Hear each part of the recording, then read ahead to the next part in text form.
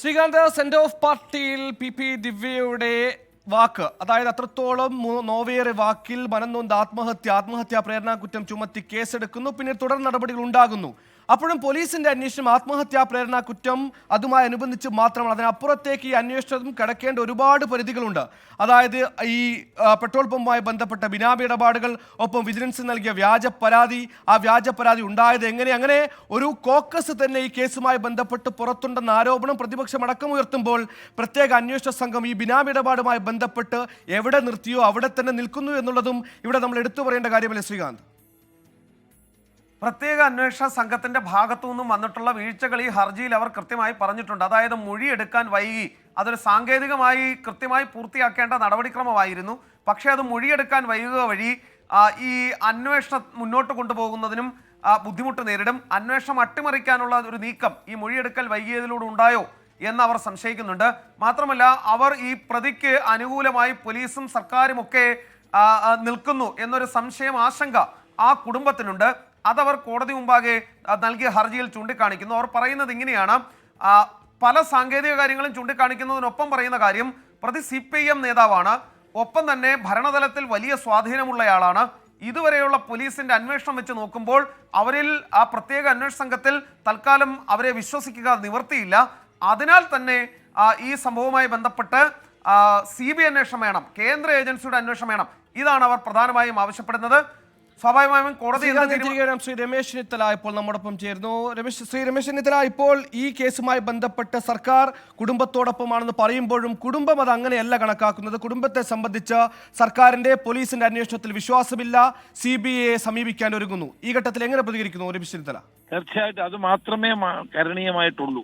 ഞാൻ ആ വീട് സന്ദർശിച്ച സമയത്ത് തന്നെ അവരോട് പറഞ്ഞതാണ്, കേരള പോലീസ് PP ദിവ്യക്കെതിരായി ഒരു നടപടി എടുക്കാൻ പോകുന്നില്ല, ഒരു അന്വേഷണവും ഫലപ്രദമാവില്ല. അതുകൊണ്ട് ഒരു കേന്ദ്ര ഏജൻസിയുടെ അന്വേഷണം കൊണ്ട് മാത്രമേ വസ്തുതകൾ പുറത്തു വരികയുള്ളൂ. ഇതിനകത്ത് ഒത്തിരി ദുരൂഹമായ സാഹചര്യങ്ങൾ നിലവിലുണ്ട്. അതെല്ലാം പുറത്തു വരണമെങ്കിൽ ഒരു CBI അന്വേഷണം വേണ്ടി വരും. കേരള പോലീസ് അന്വേഷിച്ചാൽ ഒരു കാരണവശാലും സത്യം പുറത്തു വരില്ല എന്നതാണ് വസ്തുത. അവരുടെ ആവശ്യം ന്യായമാണ്. ആ ആവശ്യം കണക്കിലെടുത്തുകൊണ്ട് ഗവൺമെന്റ് തന്നെ കോടതിയിൽ അതിന് അനുകൂലമായ നിലപാട് സ്വീകരിക്കണമെന്നാണ് എനിക്ക് ആവശ്യപ്പെടാനുള്ളത്. ശ്രീ രമേശ് ചെന്നിത്തല, ഇനിയിപ്പോൾ CBI അന്വേഷണത്തിൽ സർക്കാരിന്റെ നിലപാട് ആരായുമ്പോൾ അതിന് ഈ സർക്കാർ സമ്മതം മൂളിയില്ലെങ്കിൽ ഈ കുടുംബത്തോടൊപ്പം നിൽക്കുന്നു എന്ന് പറയുന്ന സർക്കാരിന്റെ നിലപാട് ഒരു ഇരട്ടത്താപ്പായി കണക്കാക്കേണ്ടി വരില്ലേ? തീർച്ചയായിട്ടും ഇരട്ടത്താപ്പ് തന്നെയാണ്. കോടതിയിൽ ഈ കേസ് വരുമ്പോൾ സർക്കാർ അനുകൂലമായി തന്നെ പ്രതികരിക്കണം എന്നാണ് എൻ്റെ റിക്വസ്റ്റ്. ശ്രീ രമേശ് ചെന്നിത്തലയാണ് ആ ഘട്ടത്തിൽ നമ്മോടൊപ്പം പ്രതികരിച്ചത്. കുടുംബത്തോടൊപ്പം നിൽക്കുന്നു എന്ന് പറയുന്ന സർക്കാർ കുടുംബം CBI അന്വേഷണം ആവശ്യപ്പെടുമ്പോൾ അത് അനുകൂലമായ തീരുമാനം എടുക്കണമെന്ന് കൂടി അദ്ദേഹം ആവശ്യപ്പെടുന്നു. അല്ലാത്ത പക്ഷം ആ ഒത്തുചേരൽ, ആ കൂടെ നിൽക്കൽ അതൊരു ഇരട്ടത്താപ്പാണെന്ന ആരോപണം കൂടി ഉയർത്തുന്നു.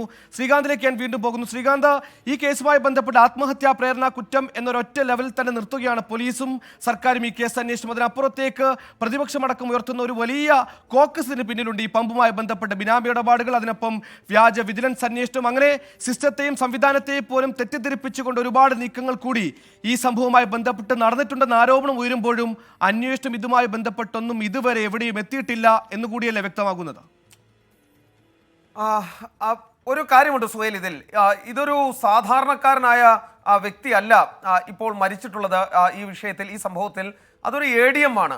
അദ്ദേഹത്തിന്റെ ചുമതല എത്രത്തോളം പ്രധാനപ്പെട്ടതാണ് എന്നുള്ള കാര്യം ഈ സർവീസുമായിരിക്കുന്ന ആ മേഖലയിൽ ഇരിക്കുന്ന ആളുകൾക്കൊക്കെ തന്നെ വ്യക്തമാണ്. ആ ഒരു വ്യക്തിയുടെ മരണം നടന്നിട്ടും അതിൽ ഒരു ആത്മഹത്യാ പ്രേരണ കുറ്റം എന്നുള്ള കാര്യം മാത്രം ചുമത്തി അതിന്മേൽ അന്വേഷണം നടത്തി പ്രത്യേക അന്വേഷണ സംഘം മുന്നോട്ട് പോകുന്നത് വീട്ടുകാർക്കും ഭാര്യ അടക്കമുള്ളവർക്ക് ഒരു സംശയം ഉണ്ട്. ഇതിൽ ഗൂഢാലോചന, ഏതെങ്കിലും തരത്തിൽ ഇതിൽ പിന്നാമ്പുറ കളികൾ നടന്നിട്ടുണ്ടോ തുടങ്ങിയ കാര്യങ്ങൾ അവർ അന്വേഷിക്കണമെന്ന് ആവശ്യപ്പെടുന്നുണ്ട്. അത് പ്രത്യേക അന്വേഷണ സംഘത്തിന്റെ ഭാഗത്തുനിന്നും അത്തരം അന്വേഷണങ്ങൾ ഒന്നും തന്നെ ഇല്ല എന്നുള്ളതാണ് അവരെ ഈ ഹർജി നൽകാൻ പ്രേരിപ്പിച്ചിട്ടുള്ളത്. അവർ പറയുന്നത് ഈ ഒരു ഇൻസിഡന്റ് മാത്രമായി ഇതൊരു ആത്മഹത്യാ കേസ് എന്ന രീതിയിലേക്ക് പ്രത്യേക അന്വേഷണ സംഘം കൊണ്ടുപോവുകയാണ്. ആ CPIM നേതാവായിട്ടുള്ള പ്രതിയെ രക്ഷിക്കാനാണ് ശ്രമം. ഭരണതലത്തിലുള്ള ഇടപെടലുകൾ, ആ ഭരണതലത്തിലുള്ള പിടിപാട് ഉപയോഗിക്കുകയാണ് തുടങ്ങിയ കാര്യങ്ങളാണ് പറയുന്നത്. അത് തൽക്കാലം ഈ അന്വേഷണ സംഘത്തിൽ ഈ കാരണത്താൽ വിശ്വസിക്കാൻ കഴിയുന്നില്ല എന്നാണ് അവർ ചൂണ്ടിക്കാണിക്കുന്നത്. കേന്ദ്ര ഏജൻസി വരട്ടെ, CBI വരട്ടെ, അന്വേഷിക്കട്ടെ, സത്യം തെളിയട്ടെ, അതാണ് അവരുടെ ആവശ്യം. ഇതിൽ ഏറ്റവും പ്രധാനപ്പെട്ട കാര്യമെന്ന് പറയുന്നത് ഇതിൽ സർക്കാർ എന്ത് നിലപാട് സ്വീകരിക്കും എന്നുള്ളതാണ്. സർക്കാരിൻ്റെ തീരുമാനം CBI അന്വേഷണത്തിന് അനുകൂലമാണെങ്കിൽ ഇത് സുഗമമായി CBI അന്വേഷണത്തിലേക്ക് പോകും. സർക്കാർ എതിർത്താൽ സ്വാഭാവികമായും പ്രത്യേക അന്വേഷണ സംഘത്തിന്റെ വീഴ്ചകൾ കോടതിയിൽ അക്കമിട്ട് നിരത്തി CBIയെ ക്ഷണിച്ചു വരുത്താൻ കോടതിയെ പ്രേരിപ്പിക്കേണ്ടി വരും ഈ കുടുംബത്തിന്.